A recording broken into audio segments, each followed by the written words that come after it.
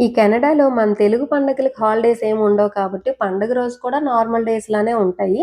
పోనీ సెలవు పెట్టి ఇంట్లోనే సెలబ్రేట్ చేసుకుందాము అనంటే, ఇంట్లో ఉండే రోజు చూసే 4 మొహాలు తప్ప ఇంక వేరే మొహం కూడా కనిపించదు. ఈ టైంకి ఊర్లో ఉండుంటే ఓ పెద్ద హడావిడే ఉంటది పండగ రోజు. లాస్ట్ ఇయర్ సంక్రాంతి ఇండియాలో సెలబ్రేట్ చేసుకున్నాము. ఈ రోజైతే అన్నీ గుర్తొచ్చి అందరూ వచ్చారు. భలే సెలబ్రేట్ చేసుకున్నాం కదా! అని హోమ్ సిక్ కూడా అనిపిచ్చింది వెళ్ళలేదు ఇండియా అని. బట్ స్టిల్ ఇంకేం చేయలేం కదా! సిట్యుయేషన్స్ అన్ని సార్లు కోఆపరేట్ చేయవు.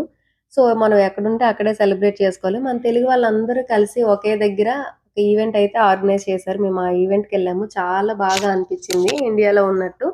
ఎవరైనా వీడియో చూడకపోతే చూడండి. నేను ఆల్రెడీ పోస్ట్ చేశాను. కింద ట్యాగ్ చేస్తాను.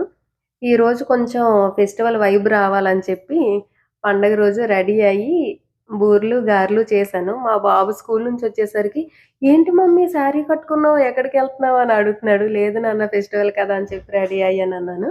నచ్చితే సబ్స్క్రైబ్ చేసుకోండి.